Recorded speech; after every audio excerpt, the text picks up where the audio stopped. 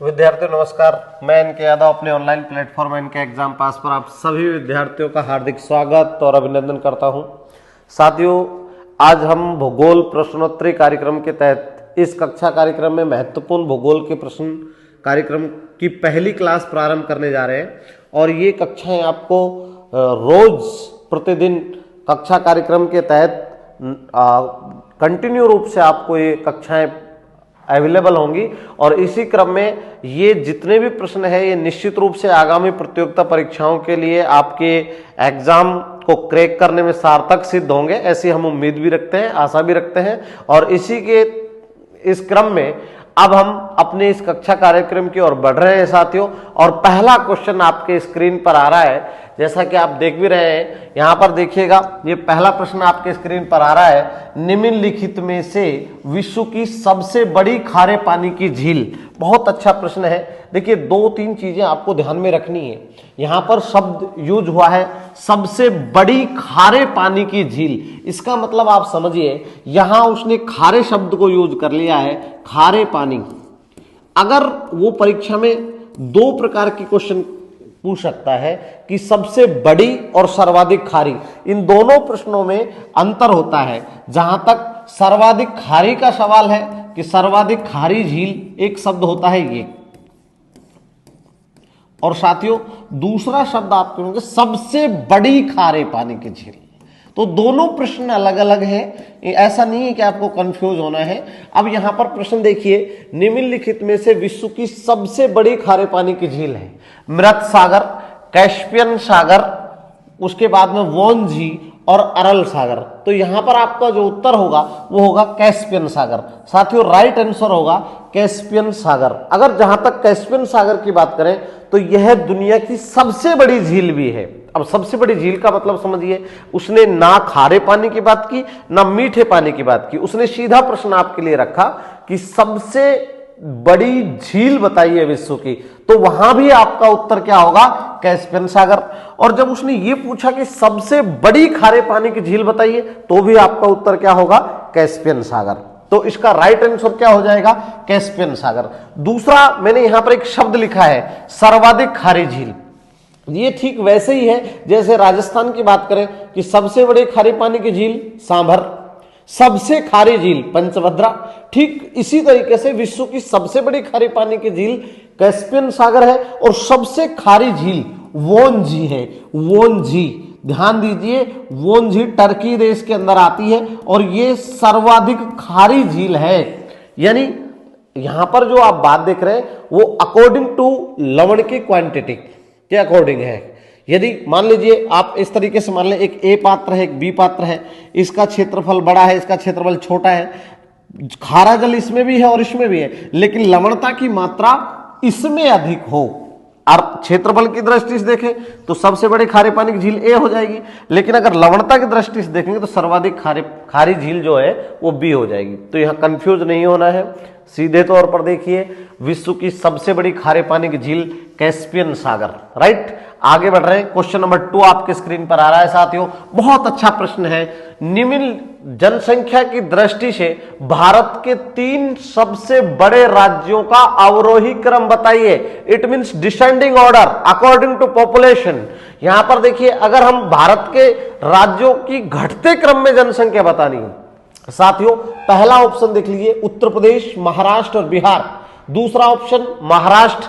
तो ये तो क्योंकि उत्तर प्रदेश लास्ट में दे दिया गया है तो ये ऑप्शन तो आपका खारिज हो जाता है, क्योंकि आप सब जानते हैं कि भारत में सर्वाधिक जनसंख्या वाला यदि कोई राज्य है तो वो उत्तर प्रदेश है। और उत्तर प्रदेश की जनसंख्या कितनी है, 19.9 करोड़ व्यक्ति अकॉर्डिंग टू 2011।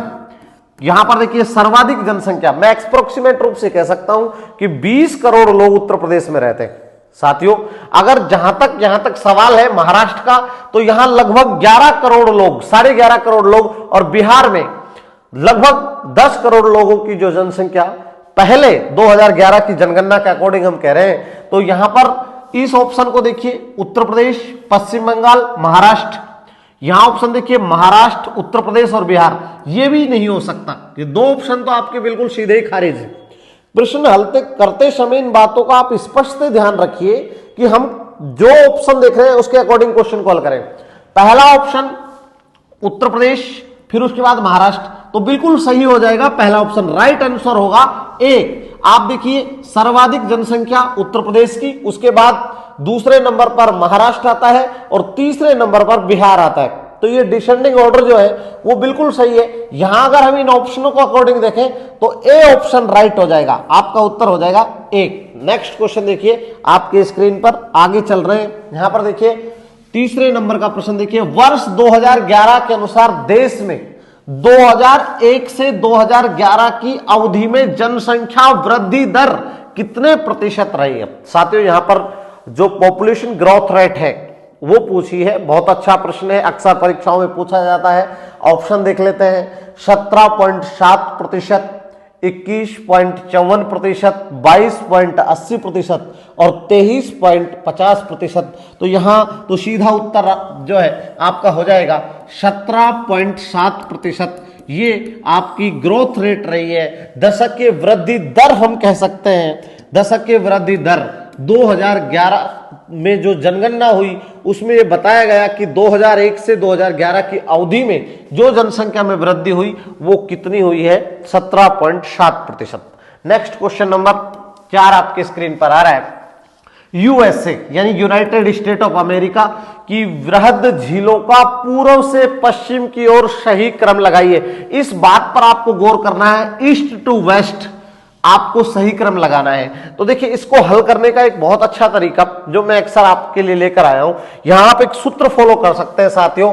इसमें आप सूत्र कर सकते हैं एसएम हीरो, एसएम हीरो। अब यहां पर देखिए ये पश्चिम है और ये पूर्व है, तो पहले नंबर पर यहां क्या होगा, सुपेरियर। पश्चिम की ओर पहला क्रम किसका होगा, सुपेरियर। दूसरे नंबर पर कौन होगी, मिशिगन। तीसरे नंबर पर कौन हो गया, हेरेन। चौथे नंबर पर इरी और पांचवा नंबर जो होगा वो होगा ओटोरियो। ठीक है, तो यहां पर ओटोरियो। ये अब ये क्रम तो कैसा हमने बताया आपको, पश्चिम से पूर्व, लेकिन क्वेश्चन की ओर देखिए, उसने पूछा है पूर्व से पश्चिम, यानी पहले नंबर पर कौन आएगा, ओटोरियो, फिर कौन आएगा, इरी, फिर कौन, ह्यूरिन, फिर मिशिगन और फिर सुपेरियर। चलिए ऑप्शन की ओर बढ़ लेते हैं। तो यहां पर अगर आप ऑप्शन देखेंगे तो सीधे तौर पर आपका जो यहां पर ह्यूरिन, मिशिगन, ये वाला ऑप्शन तो खारिज होता है। दूसरा सुपेरियर, ओटरी, ये वाला ऑप्शन भी खारिज होता है। और चौथे नंबर का जो ऑप्शन है वो भी खारिज होता है। तो यहां पर राइट आंसर होगा सी नंबर पर। देखिए पहले नंबर पर ओटोरियो, फिर इरी, फिर ह्यूरिन, फिर मिशिगन और फिर सुपेरियर। तो राइट आंसर क्या हो जाएगा, सी। तो साथियों इसके लिए आप सूत्र याद रखिए, एसएम हीरो। बहुत अच्छा प्रश्न है, अच्छा आप बिल्कुल आसानी से और अक्सर परीक्षाओं में क्वेश्चन पूछे जाता रहता है। आप सब जानते हैं मिशिगन जो नदी है वो सॉरी झील है, उस मिशिगन झील के किनारे पर ही शहर है अमेरिका का बड़ा प्रसिद्ध है जिसे कहते हैं शिकागो। राइट, तो ये अच्छा प्रश्न था। नेक्स्ट क्वेश्चन आपके स्क्रीन पर, क्वेश्चन नंबर 5, जनसंख्या की दृष्टि से भारत के 3 सबसे छोटे राज्यों का सही क्रम बताइए। अब आपके सामने यहां पर क्वेश्चन देखिए, अकॉर्डिंग टू पॉपुलेशन सबसे छोटे राज्यों का सही क्रम उसने पूछा है। अब हमें यह ध्यान रखना है, एक्चुअल में क्या होता है कि भारत में सबसे कम जनसंख्या वाला अगर कोई राज्य है तो वो सिक्किम है। राइट, तो यहां आपको थोड़ा सा ये ध्यान में रखना है कि सबसे कम जनसंख्या वाला कौन है, सिक्किम। ठीक है, तो सिक्किम है। और सिक्किम की जनसंख्या की बात करें तो लगभग 6,10,000 के समथिंग। दूसरे नंबर पर मिजोरम आता है और तीसरे नंबर पर क्या आता है, अरुणाचल प्रदेश। तो यहां पर अगर हम ये ऑप्शन देखें अरुणाचल प्रदेश, तो ये तो स्वतः ही खारिज है। उसके बाद मिजोरम, ये भी स्वतः ही खारिज है और ये भी स्वतः ही खारिज हो जाता है। यहां राइट आंसर क्या हो जाएगा, सिक्किम। तो सिक्किम सबसे कम जनसंख्या वाला क्या है, राज्य है। यस, नेक्स्ट क्वेश्चन आपके स्क्रीन पर। अक्सर ये क्वेश्चन जो है बड़ी महत्वपूर्ण रूप से पूछे जा रहे हैं आजकल परीक्षाओं में, बैक टू बैक। आप दिल्ली पुलिस को देखिए, लगातार क्वेश्चन पुट आउट हो रहे हैं इस प्रकार के। क्वेश्चन नंबर 6 आपके स्क्रीन पर आ रहा है, जनसंख्या 2011 के अनुसार जनसंख्या घनत्व के संदर्भ में राज्यों का अवरोही क्रम है। ये अच्छा प्रश्न है। यहां पर जो पूछा गया है आपको बताना होगा कि यहां पर डेंसिटी पूछिए, किसकी? पीपल की डेंसिटी पूछिए। तो यहां पर देखिए सबसे अधिक अवरोही क्रम पूछा है। अवरोही का मतलब क्या होगा? डिसेंडिंग ऑर्डर, यानी सबसे पहले ज्यादा आएगा, फिर उससे कम, फिर उससे कम, यानी हमें किसकी ओर जाना है? कम की ओर जाना है। तो देखिए यहां पर केरल जब आ गया, केरल के बाद पश्चिम बंगाल को शो कर रहा है, तो ये ऑप्शन तो खारिज। उत्तर प्रदेश वाला, क्योंकि पश्चिम बंगाल और बिहार पहले आने चाहिए, क्योंकि सर्वाधिक पहले ज्यादा वाला आएगा। तो ये वाला भी देखिए, क्योंकि सबसे ज्यादा जनसंख्या घनत्व तो किसका है? भारत के संदर्भ में अगर बात करें तो सबसे ज्यादा बिहार का 1106 बिहार का, उसके बाद पश्चिम बंगाल, केरल और फिर उत्तर प्रदेश। तो यहां पर राइट आंसर क्या होगा? डी हो जाएगा। अवरोही क्रम पर ध्यान दीजिए, वहां पर पूछा है अवरोही क्रम। बिहार, दूसरे नंबर पश्चिम बंगाल, तीसरे नंबर पर केरल और फिर उत्तर प्रदेश। राइट, तो ऑप्शन डी यहां पर सही हो जाएगा। हमें अवरोही क्रम बताना है, ना कि आरोही क्रम, डिसेंडिंग ऑर्डर। और डिसेंडिंग ऑर्डर हमेशा, अव का मतलब होता छोटा, रोही का मतलब होता है जाना, छोटे की ओर जाना। नेक्स्ट क्वेश्चन आपके स्क्रीन पर, क्वेश्चन नंबर 7, बहुत अच्छा प्रश्न है। राष्ट्रीय जनगणना 2011 के अनुसार लिंग अनुपात के संदर्भ में राज्यों का सही क्रम है। हमें यहां क्लियर ध्यान देना है, लिंग अनुपात। देखिए इस बात को ध्यान रखिए, 1000 पुरुषों पर महिलाओं की संख्या, महिलाओं की संख्या, राइट, ये कहलाता है आपका क्या? लिंग अनुपात। ठीक है, जब आप इस तरीके की चीजें देखेंगे तो आपको क्लियरली समझ में आएगा और आप यहां बहुत ही इजीली आपको इसको क्या कर पाएंगे। अब देखिए ऑप्शन देख लेते हैं, मध्य प्रदेश, छत्तीसगढ़, तमिलनाडु और केरल। तो राइट, उसके बाद दूसरा ऑप्शन देखिए, केरल, तमिलनाडु, छत्तीसगढ़, मध्य प्रदेश। उसके बाद देखिए केरल, मध्य प्रदेश, छत्तीसगढ़, तमिलनाडु, छत्तीसगढ़, मध्य प्रदेश, तमिलनाडु और केरल। ठीक है, तो अब आप यहां पर देखिए बहुत इजीली आप देख पाएंगे, सब सर्वाधिक लिंग अनुपात भारत में किसका है? केरल का। ये दो ऑप्शन तो बिल्कुल खारिज है, क्लियरली खारिज है, सर्वाधिक। अब यहां सर मध्य प्रदेश आ गया, लेकिन मध्य प्रदेश से ज्यादा लिंग अनुपात किसका है? तमिलनाडु का। तो यहां पर राइट आंसर क्या हो जाएगा? यहां पर राइट आंसर हो जाएगा बी, केरल, तमिलनाडु, छत्तीसगढ़ और फिर मध्य प्रदेश। एक चीज और आप ध्यान दीजिए, अगर आप देखेंगे पूरे संदर्भ को देखें तो केरल चूंकि एक शिक्षित राज्य भी है, और अगर हम एचडीआई की बात करें तो एचडीआई में भी वो पहले नंबर पर अपना स्थान रखता है। तो केरल का लिंग अनुपात देश के अंदर सर्वाधिक है। तो राइट आंसर क्या हो जाएगा? बी। नेक्स्ट क्वेश्चन देखिए, क्वेश्चन नंबर 8 आपकी स्क्रीन पर आ रहा है। भूमध्य सागर का प्रकाश स्तंभ किसे कहते हैं? Light lamp of the Mediterranean sea. तो यहां पर ऑप्शन देख लेते हैं, Vesuvius, Lipari, Etna, Stromboli. Right answer हो जाएगा स्ट्राम्बोली। साथियों ये ज्वालामुखी है, और ज्वालामुखी भी कैसा है? ज्वालामुखी एक्टिव है। एक्टिव का मतलब क्या होता है? सक्रिय ज्वालामुखी। देखिए ज्वालामुखी 3 प्रकार के होते हैं, एक सक्रिय, एक सुसुप्त या प्रसुप्त और एक मृत। वह ज्वालामुखी जिससे लगातार लावा निकल रहा है, एक्सट्रैक्शन हो रहा है, उद्भेदन हो रहा है, वह कैसा कहलाएगा? सक्रिय। वे ज्वालामुखी जिनसे वर्तमान में लावा उद्भेदन नहीं हो रहा है लेकिन उद्भेदन होने की संभावना है, तो वह कहलाते हैं प्रसुप्त या सुसुप्त। वे ज्वालामुखी जिनसे न तो वर्तमान में लावा उद्भेदन हो रहा है और ना ही भविष्य में होने की संभावना है, ऐसे ज्वालामुखी क्या कहलाएंगे? मृत ज्वालामुखी। तो देखिए भारत में भी 2 ज्वालामुखी आप सब जानते पाए हैं। एक यहां पर बैरन ज्वालामुखी अंडमान निकोबार में है ज्वालामुखी। भारत में 2 ज्वालामुखी प्रमुख रूप से पाए जाते हैं। ध्यान रखिए ये कैसा ज्वालामुखी है? एक्टिव है, सक्रिय ज्वालामुखी है। भारत का एकमात्र सक्रिय ज्वालामुखी बैरन, और भारत का एकमात्र सुसुप्त ज्वालामुखी, सुसुप्त नारकोंडम, ये भी अंडमान निकोबार में है, लेकिन ये कैसा है? सुसुप्त है, सुसुप्त, या फिर इसको हम कह सकते हैं प्रसुप्त। तो भारत का एकमात्र सक्रिय ज्वालामुखी कौन सा है? बैरन। और भारत का एकमात्र प्रसुप्त ज्वालामुखी कौन सा है? नारकोंडम। दोनों है कहां पर? तो यहां पर ध्यान रखिएगा, दोनों कहां पर है? अंडमान निकोबार में है। चूंकि प्रश्न पूछा गया है भूमध्य सागर का प्रकाश स्तंभ, तो स्ट्रोम्बोली बड़ा इंपॉर्टेंट क्वेश्चन है, अक्सर परीक्षाओं में आता रहता है, एसएससी, जीडी और अन्य एग्जामों में इस प्रकार का प्रश्न आता है। स्क्रीनशॉट ले लीजिए, बहुत अच्छा प्रश्न है। आगे बढ़ रहे हैं साथियों, क्वेश्चन नंबर 9 आपके स्क्रीन पर आ रहा है। सुएज नहर जोड़ती है, देखिए बहुत अच्छा प्रश्न है, सुएज नहर जोड़ती है। एक बात तो आप ध्यान से देखिए, यहां पर अगर हम इस तरीके की सिचुएशन देखें तो यहां पर एशिया महाद्वीप है, एशिया महाद्वीप है, और इधर की अगर हम बात करें तो यहां पर अफ्रीका महाद्वीप है, अफ्रीका, ये अफ्रीका वाला पार्ट है, और यहां पर नहर है, इस नहर का नाम है सुएज नहर। अब सुएज नहर, यहां पर जो सागर आप देख रहे हैं वो सागर है लाल सागर, ठीक है, लाल सागर है। और लाल सागर के इधर वाले भाग को अगर अपन देखें तो यहां पर जो सागर है वो है भूमध्य सागर। तो एक बात तो अब क्लियर हो जाती है कि सुएज नहर जोड़ती किस किस को है, लाल सागर को किससे जोड़ती है, भूमध्य सागर से। तो ऑप्शन तो आपका राइट हो जाएगा एक, ये राइट आंसर हो जाएगा, भूमध्य सागर को किससे जोड़ती है, लाल सागर से। लेकिन अब थोड़ा सा आपको ध्यान रखना है, ये भी बहुत क्लियर हो जाना चाहिए कि एशिया महाद्वीप को किस महाद्वीप से अलग करती है, अफ्रीका महाद्वीप से। तो सुएज नहर जोड़ती किस किस को है, भूमध्य सागर को लाल सागर से, और अलग किस किस को करती है, अफ्रीका को एशिया से, राइट। आगे बढ़ रहे हैं, नेक्स्ट क्वेश्चन, अच्छा प्रश्न है साथियों, सुएज नहर, और ये भी निश्चित रूप से मान लीजिए कि यह है यूरोप को सीधे तौर पर एशिया के जो देश हैं उनको व्यापारिक, समुद्री व्यापारिक रूप में कनेक्टिविटी प्रोवाइड करती है, कौन, सुएज नहर, राइट।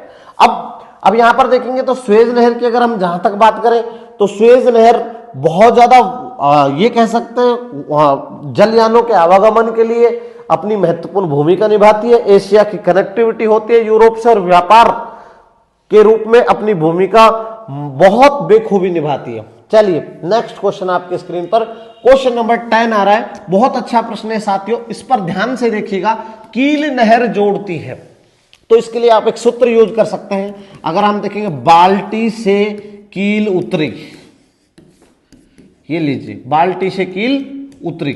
अब इसका मतलब बाल्टी 4 क्या हो जाएगा, बाल्टिक सागर, ये लीजिए बाल्टिक सागर, और बाल्टिक सागर बीच में कौन आ गई, कील, कील लहर, कील लहर, और उत्तरी का मतलब उत्तरी सागर, ये लीजिए। आपका बहुत इजी हो गया है ये, यहां पर आपको क्लियरली ध्यान होना चाहिए, कील लहर जोड़ती है तो उत्तरी सागर को बाल्टिक सागर से, option number B right answer हो जाएगा। बहुत अच्छा प्रश्न है साथियों, अच्छा प्रश्न आपके स्क्रीन पर था, उत्तरी सागर को किससे जोड़ती है, बाल्टिक सागर से। नेक्स्ट क्वेश्चन आपके स्क्रीन पर आ रहा है, क्वेश्चन नंबर 11, चारों गोलार्धों में स्थित महाद्वीप है। देखिए ये अगर हम पूरी विश्व की स्थिति देखें तो अगर ये पृथ्वी है और ये 0 डिग्री है, 0 डिग्री इक्वेटर लाइन, इसे हम कहते हैं भूमध्य।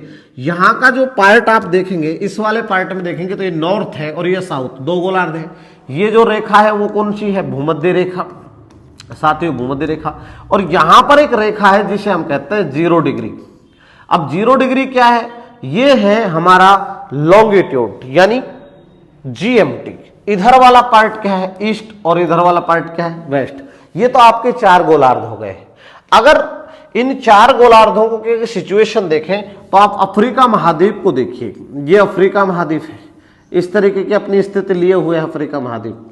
साथियों अफ्रीका महाद्वीप में अगर हम उसकी भौतिक स्थिति देखें तो यहां पर एक रेखा है जो 0 डिग्री रेखा है, इसे भूमध्य रेखा कहते हैं, और यहां एक रेखा है जिसे हम 0 डिग्री, इसे कह रहे हैं जीएमटी।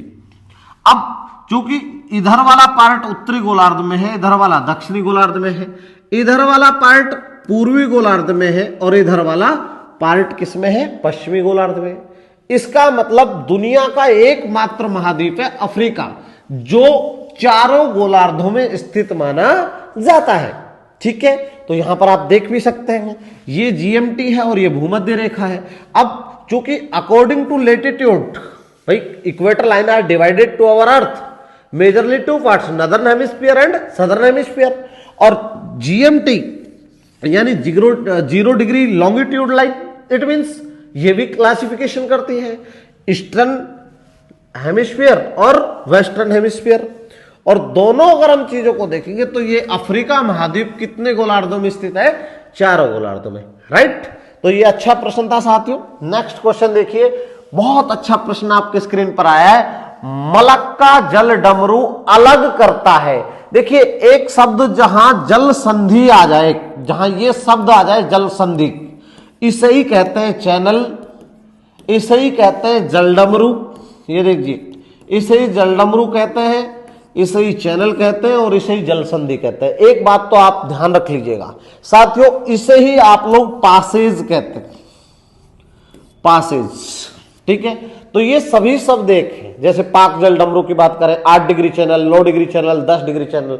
और जो जल, जल का मतलब जलीय क्षेत्र, संधि उनको जोड़ने वाला भाग, ठीक है, उनको क्या करने वाला भाग? जोड़ने वाला भाग। जल संधि हमेशा जलीय भाग को जोड़ती है और स्थलीय भाग को अलग करती है। अब यहां कहीं समस्या ही नहीं है, बहुत अच्छा प्रश्न था। मलक्का जल डमरू, मलक्का जल डमरू क्या करता है? ये सुमात्रा को किससे अलग कर देता है? मलेशिया से। यहां उत्तर क्या आ जाएगा? मलेशिया और सुमात्रा को। दूसरी बात यहां पर यह ध्यान देने योग्य बात है कि जोड़ता और है, यानी अगर हम मलक्का जल संधि की बात करें तो यहां पर आपको ध्यान देना होगा कि ये सीधे तौर पर इनको तो जोड़ती है लेकिन अलग भी करेगी। किस किस को? मलेशिया और सुमात्रा को। अब जोड़ेगी किसको? अंडमान सागर। ध्यान से देखिए, अंडमान सागर को जोड़ती है किससे? यहां पर दक्षिणी सागर, दक्षिणी चीन सागर से। ये लीजिए, ये आपका क्या हो गया? जोड़ती है। अलग किसको कर रही है? मलेशिया को सुमात्रा से। चलिए, ये आपका प्रश्न होगा। नेक्स्ट क्वेश्चन आपके स्क्रीन पर आ रहा है, क्वेश्चन नंबर 13। अंटार्कटिका महाद्वीप का सर्वोच्च शिखर है। बहुत अच्छा प्रश्न है साथियों। अंटार्कटिका महाद्वीप की सबसे ऊंची चोटी, आप सब जानते हैं 5वां बड़ा महाद्वीप है और अंटार्कटिका महाद्वीप की सबसे ऊंची चोटी है विल्सन मैसिव, ठीक है, विल्सन मैसिव। और यहां पर चूंकि आप ये भी जानते हैं कि चूंकि बर्फ से ढकी रहती है, पूरा दक्षिणी गोलार्ध में स्थित है, ध्रुवीय महाद्वीप है और इसकी सबसे चोटी है विल्सन मैसिव, ठीक है। चलिए, नेक्स्ट क्वेश्चन आपके स्क्रीन पर आ रहा है। यहां पर देखिए 14 नंबर का प्रश्न, ऑस्ट्रेलिया का सर्वोच्च पर्वतीय शिखर कौन सा है? देखिए, यहां थोड़ा सा मैं आपको रोकना चाहूंगा साथियों। दो बातों को पहले समझिए। एक शब्द होता है ओशेनिया, ओशेनिया, और एक शब्द होता है ऑस्ट्रेलिया, ऑस्ट्रेलिया। अब यहां पर थोड़ा सा ध्यान दीजिए। Oceania is a continent. Oceania क्या है सर? महाद्वीप है। क्या है? महाद्वीप है। और ऑस्ट्रेलिया क्या है? देश है। अब यहां ध्यान से देखिए, प्रश्न पूछा क्या गया है? ऑस्ट्रेलिया का सर्वोच्च पर्वत शिखर कौन सा है? इस ऑस्ट्रेलिया के अंदर एक पर्वतमाला है जिसका नाम है great dividing range, dividing range. इस देश की सबसे लंबी पर्वतमाला है और इसकी है चोटी, और उस चोटी का नाम क्या है? कोसियुस्को। ध्यान से देखिए, क्या नाम है? कोसियुस्को। तो इस प्रश्न का उत्तर तो क्या हो गया? कोसियुस्को। देखिए, माउंट कोसियुस्को, ये लीजिए। कितनी है सर? 2228 मीटर। कुछ किताबें 26 भी लिख देती है, 2228 मीटर, ठीक है, इसकी ऊंचाई है। लेकिन अगर परीक्षा में ये पूछ ले, देखिए माउंट कुक भी दिया हुआ है। माउंट कुक किसकी सबसे ऊंची चोटी है? न्यूजीलैंड की। तो न्यूजीलैंड की सबसे ऊंची चोटी कौन सी है? Mount cook. अब यहां पर आप एक बात को ध्यान रखिए, ओशेनिया महाद्वीप है और ओशेनिया महाद्वीप का देश कौन? ऑस्ट्रेलिया। साथियों, ये बिल्कुल ध्यान में रखना है कि ऑस्ट्रेलिया एक देश है, महाद्वीप नहीं, और ओशेनिया एक महाद्वीप है। इसलिए आपको क्लियरली याद होना चाहिए कि Australia is only country, not is continent, but Oceania is continent, not is country. और अगर हम दोनों को संदर्भ देखेंगे तो ये बहुत क्लियरली हो जाना चाहिए। अगर आपसे वो पूछता कि ओशेनिया महाद्वीप की सबसे ऊंची चोटी बताइए, तो आपका उत्तर होता माउंट विल्हेम। क्या होता? Mount Wilhelm. ये चोटी कितनी होती सर? 4509 मीटर। ये लीजिए, तो आपसे परीक्षा में जब भी पूछा जाए कि साहब ओशिनिया महाद्वीप की सबसे ऊंची चोटी कौन सी है, तो माउंट विलियम है, राइट। और ऑस्ट्रेलिया देश की सबसे ऊंची चोटी कौन सी है, कोसियुस्को। नेक्स्ट पॉइंट पर आ जाइए। नेक्स्ट पॉइंट देखिए, यहां पर समान वर्षा वाले स्थानों को मिलाने वाली रेखा को क्या कहते हैं। देखिए दो बातें समझिए, आपने देखा होगा कि दो समान वायुदाब वाले स्थानों को मिलाने वाली रेखा आइसोबार, ये सब काल्पनिक रेखाएं हैं। कैसी रेखाएं, काल्पनिक रेखाएं। अब यहां पर आप देखेंगे, यहां पर आपका प्रश्न है दो समान वर्षा वाले स्थान को, मान लीजिए ये कोई स्थान है, ये आगरा है और ये दिल्ली है, और यहां पर बारिश होती है 200 सेंटीमीटर, सपोज दैट, होती नहीं है मैक्सिमम, वैसे यहां पर भी 200 सेंटीमीटर हो रही है, और इन दोनों स्थानों को मिलाने वाली काल्पनिक रेखा इमेजिनियर, ये क्या कहलाती है, ये कहलाती है आइसोहाइट्स, राइट। तो इसी तरीके से दो समान वायुदाब वाले स्थानों को मिलाने वाली रेखा क्या कहलाएगी, आइसोबार। क्या कहलाएगी, आइसोबार। इसे हिंदी में कहते हैं समदाब रेखा, और आइसोहाइट को कहते हैं समवर्षा रेखा, राइट। नेक्स्ट क्वेश्चन आपके स्क्रीन पर आ रहा है साथियों, क्वेश्चन नंबर 16। बहुत अच्छा प्रश्न है, विश्व की सबसे बड़ी झील कौन सी है। देखिए हमने पहले ही प्रश्न में बात की थी, यहां पर यह पूछा गया है विश्व की सबसे बड़ी झील कौन सी है। सबसे बड़ी झील का मतलब यहां पर ना तो उसने खारे पानी शब्द यूज किया है, ना उसने मीठे पानी का शब्द यूज किया है, ओनली सीधा डायरेक्ट क्वेश्चन पुट आउट किया है कि सबसे बड़ी झील कौन सी है। तो यहां पर देखिए 3,71,000 वर्ग किलोमीटर, ये देखिए 3,71,000 वर्ग किलोमीटर एरिया है, और वो एरिया किसका है, कैस्पियन सागर का। ये दुनिया की सबसे बड़ी खारे पानी की झील भी है और दुनिया की सबसे बड़ी झील भी है। तो राइट आंसर क्या हो जाएगा, कैस्पियन सागर। बहुत अच्छा प्रश्न है, मैं एक बार रिपीट कर देता हूं, दुनिया की सबसे बड़ी मीठे पानी की झील सुपीरियर, राइट। दुनिया की सबसे बड़ी मीठे पानी की झील कौन सी है, सुपेरियर। दुनिया की सबसे बड़ी खारे पानी की झील कैस्पियन सागर, और दुनिया की सबसे बड़ी झील कैस्पियन सागर। लेकिन परीक्षा में यह प्रश्न भी आ सकता है कि दुनिया की सबसे खारी झील, तो उसका तो हम पहले ही आपको बता चुके हैं, दुनिया की सबसे खारी झील कौन सी है, वोन झील, टर्की देश में आती है। नेक्स्ट क्वेश्चन आपके स्क्रीन पर आ रहा है, क्वेश्चन नंबर 17। सुमेलित कीजिए, आपको यहां पर मिलान करना है, एक तरफ सूची 1 दी हुई है, दूसरी तरफ सूची 2 दी हुई है, एक तरफ आपके सामने कुछ झीलें दी हुई है और दूसरी तरफ आपको कंट्री दिए गए हैं, और ये आपको सुमेलित करना है। देखिए देखते हैं क्या होता है। अरल सागर, पहला अरल सागर है, सूखने के कगार पर है, वर्तमान में काफी चर्चाओं पर है, और साथियों अरल सागर है कहां पर, कजाकिस्तान। दूसरा मिशिगन झील, थोड़ी देर पहले हमने SM हीरो पढ़ा था सूत्र, मिशिगन झील कहां होगी, यूएसए में। तो पहले नंबर पर यह ऑप्शन बिल्कुल खारिज हो जाता है, यह ऑप्शन भी खारिज है। यहां पर ऑप्शन देखिए पहला 2 था और दूसरे नंबर पर मिशिगन झील कहां है, 3, तो यहां 3 आना चाहिए, यह ऑप्शन भी खारिज है। तो वैसे ही हमें पता चल गया कि सर उत्तर तो बी राइट है, ठीक है। लेकिन फिर भी यहां देख लेते हैं, ग्रेट बियर झील कनाडा में और आयर झील कहां पर है, ऑस्ट्रेलिया में। अब मैं थोड़ी सी चर्चा कर रहा हूं, ऑस्ट्रेलिया की सबसे बड़ी झील आयर झील ही है। मिशिगन झील कहां पर आती है, वो संयुक्त राज्य अमेरिका में। ग्रेट बियर झील ये कनाडा के अंदर आती है, कनाडा की सबसे बड़ी झील है, राइट। तो आंसर क्या हो जाएगा, बी। नेक्स्ट देखिए क्वेश्चन नंबर 18 आपके स्क्रीन पर आ रहा है, यूरोप महाद्वीप का सर्वोच्च शिखर कौन सा है। अब आपको बताना है कि यहां पर आपको थोड़ा सा सतर्क रहने की आवश्यकता है। अब देखिए माउंट विल्सन मैसिफ, ये इसका कोई संबंध नहीं है, क्योंकि हम पहले भी कह चुके हैं कि यहां इसका संदर्भ नहीं आएगा। यहां पर हमने कहा माउंट एकांगुआ किसकी है, दक्षिण अमेरिका की सबसे ऊंची चोटी है। माउंट मैंकले किसकी, उत्तर अमेरिका की, ध्यान दीजिए। विल्सन मैसिफ किसकी है, तो हम ये भी कह चुके हैं, अभी आपने देखा था अंटार्कटिका में आती है। उसके बाद आती है माउंट एलब्रुस, ये यूरोप में आती है, यस यूरोप में। तो इसका राइट आंसर क्या हो जाएगा, इसका राइट आंसर हो जाएगा सी, माउंट एलब्रुस यूरोप की सबसे ऊंची चोटी है। चलिए नेक्स्ट क्वेश्चन,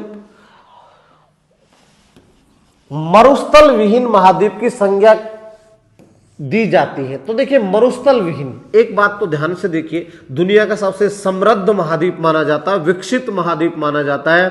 हालांकि धीरे धीरे घटती वृद्धि दर जनसंख्या वाला महाद्वीप है, लेकिन सबसे संपन्न है, मैदानी क्षेत्र है, मरुस्थल नहीं पाए जाते, और वो महाद्वीप है यूरोप। इसलिए यहां पर क्वेश्चन दिया है मरुस्थल विहीन महाद्वीप। साथियों, सर्वाधिक मरुस्थल कहां पाए जाते हैं? ऑस्ट्रेलिया के अंदर। आप देखिए, प्यासी भूमि का महाद्वीप भी ऑस्ट्रेलिया को कहा जाता है, लेकिन यहां प्रश्न पूछा है मरुस्थल विहीन, तो मरुस्थल विहीन कौन हो जाएगा? यूरोप। ठीक है, राइट आंसर आपका यूरोप हो जाएगा। सीधा प्रश्न था, सरल प्रश्न। नेक्स्ट आगे बढ़ रहे हैं, 20 नंबर क्वेश्चन। पक्षियों का महाद्वीप या लेटिन महाद्वीप कहा जाता है। तो पक्षियों का महाद्वीप या लेटिन महाद्वीप, इस क्वेश्चन को ध्यान से देखिए। पक्षियों का महाद्वीप हम कहते हैं दक्षिण अमेरिका को, उसने लेटिन, एक्चुअल में क्या, लेटिन भाषा बोले जाने के कारण इस महाद्वीप को लेटिन अमेरिका भी कहा जाता है। हालांकि लेटिन भाषा जो है मध्य अमेरिका और दक्षिण अमेरिका दोनों में बोली जाती है। ठीक है, आंग्ल भाषा उत्तर अमेरिका के कनाडा और यूएसए में बोली जाती है, लेकिन उसने सीधा प्रश्न दिया है, तो पक्षियों का महाद्वीप और लेटिन महाद्वीप किसे कहते हैं? दक्षिण अमेरिका को कहते हैं। ठीक है, राइट। नेक्स्ट क्वेश्चन आपके स्क्रीन पर 21, पठारी महाद्वीप के रूप में जाना जाता है। देखिए, यहां आपको थोड़ा सा देखना होगा। अगर हम अफ्रीका की बात करें तो इसे ही हम अंध महाद्वीप कहते हैं, इसे ही हम काला महाद्वीप कहते हैं, इसे ही हम पिछड़ा महाद्वीप कहते हैं, इसे ही हम तीनों रेखाओं का महाद्वीप। यहां पर रुकना होगा आपको। तीनों रेखाओं का मतलब देखिए, इसी महाद्वीप से कर्क रेखा, मकर रेखा और भूमध्य रेखा, इसी महाद्वीप को चारों गोलार्धों का महाद्वीप कहते हैं, और इसी महाद्वीप को भविष्य का महाद्वीप कहते हैं, इसी महाद्वीप को पठारी महाद्वीप भी कहते हैं, पठारी महाद्वीप। और इसी महाद्वीप में मानव का हुआ जन्म, इसलिए मानव का जन्म स्थान भी कहा जाता है। तो इस प्रश्न का राइट आंसर तो क्या हो गया? अफ्रीका।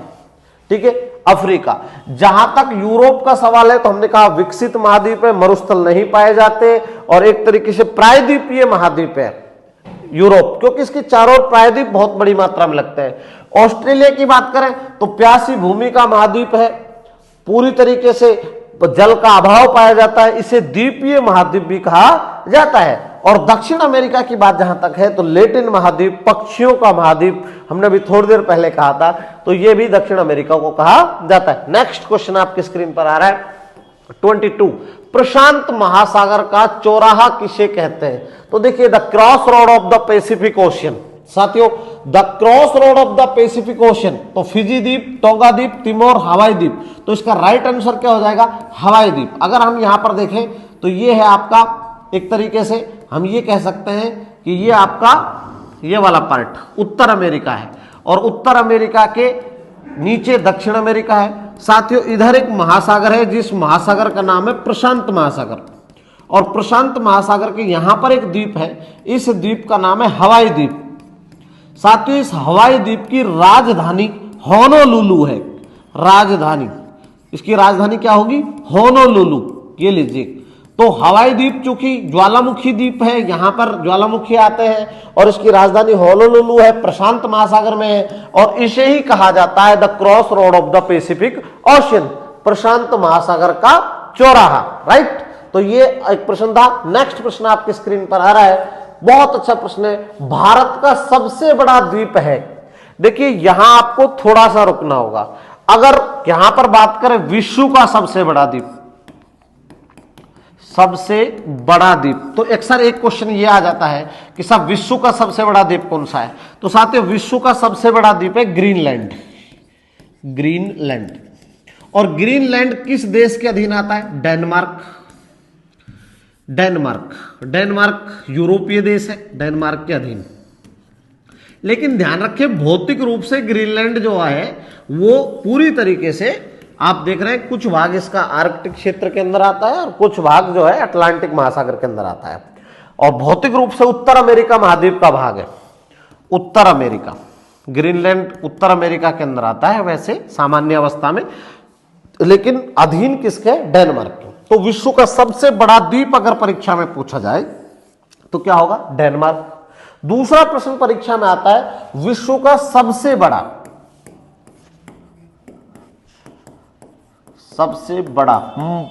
नदीय द्वीप। अब नदीय द्वीप क्या होगा सर? नदीय द्वीप होगा माजुली। क्या होगा? माजुली। ये माजुली जो है वो असम में है और ब्रह्मपुत्र नदी पर है, असम ब्रह्मपुत्र नदी। तो विश्व का सबसे बड़ा द्वीप ग्रीनलैंड, विश्व का सबसे बड़ा नदी द्वीप माजुली असम में आता है। लेकिन प्रश्न यहां पर देखिए भारत का सबसे बड़ा द्वीप पूछा है, तो इसका राइट आंसर होगा मध्य अंडमान। लेकिन एक बात का ध्यान रखिए, अगर यहां पर क्वेश्चन ये होता कि भारत का सबसे बड़ा द्वीप समूह पूछता तो उत्तर होता अंडमान निकोबार 8249 वर्ग किलोमीटर। लेकिन उसने पूछा सबसे बड़ा द्वीप, तो राइट आंसर क्या होगा, मध्य अंडमान सबसे बड़ा है।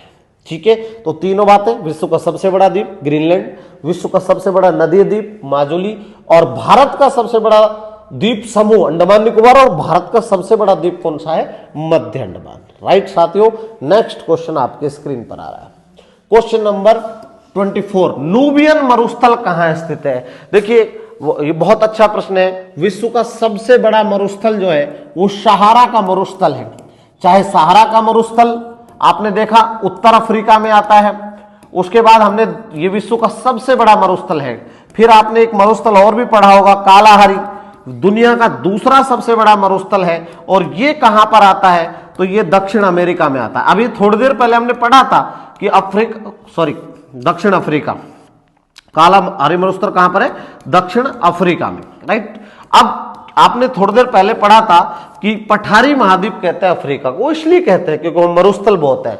अब यहां पर प्रश्न आया नूबियन मरुस्थल, तो नूबियन कहां पर है, सूडान। यस, तो सूडान के अंदर नूबियन मरुस्थल स्थित है, तो राइट आंसर है सूडान भी। अब आपके मन में यह भी प्रश्न होना चाहिए कि सर कहां पर है, तो यह भी किस महाद्वीप में है, अफ्रीका महाद्वीप में, अफ्रीका महाद्वीप के सूडान देश में यह आता है। नेक्स्ट क्वेश्चन आपके स्क्रीन पर, क्वेश्चन नंबर 25, बहुत अच्छा प्रश्न है, महासागरों की औसत गहराई कितनी है। साथियों प्रश्न पूछा गया है महासागरों की औसत गहराई कितनी है, तो हमें यह ध्यान रखना होगा, ये मान लीजिए समुद्र तल है और ये समुद्र है नीचे, यहां पर आपका ये समुद्र तल है। समुद्र तल का मतलब तो जानते हैं आप, सरफेस ऑफ द सी। अब यहां से इस वाले भाग से देखिए, ये वो जो भाग आप देख रहे हैं ये हाइट है और ये नीचे वाला पार्ट है। महाद्वीपों की जो अधिकतम ऊंचाई है वो 8,848 मीटर, आप सब जानते हैं, माउंट एवरेस्ट की है।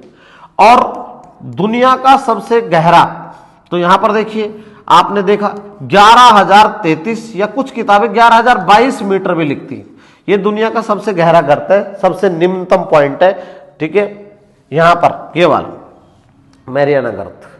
अब यहां थोड़ी सी बात आपको ध्यान में रखनी है, उसने पूछा महासागरों की औसत गहराई, तो महासागरों की औसत गहराई होती है 3800 मीटर और महाद्वीपों की औसत ऊंचाई होती है 840 मीटर। ठीक है, तो यहां पर आपको प्रश्न पूछा है, अगर वो पूछता कि बताइए महाद्वीपों की औसत ऊंचाई बताइए तो 840 मीटर। उसने पूछा महासागरों की औसत गहराई, सबसे निम्नतम स्थान नहीं पूछा, औसत गहराई 3800 मीटर, तो इसका राइट आंसर क्या हो जाएगा, बी, 3800 मीटर इसका राइट आंसर हो जाएगा। ठीक है साथियों, ये वक्र बना है, इसे हम बोलते हैं उच्चतामितीय वक्र, उच्चतामितीय वक्र। इस तरीके से हम किसी भी स्थल की ये ऊंचाई और किसी भी स्थान की निम्नतम बिंदु को हम जिस वक्र से ज्ञात करते हैं वो बोलते हैं उच्चतामितीय वक्र। तो साथियों आज का कक्षा कार्यक्रम यहीं समाप्त होता है। अब हम आपसे लेते हैं विदा।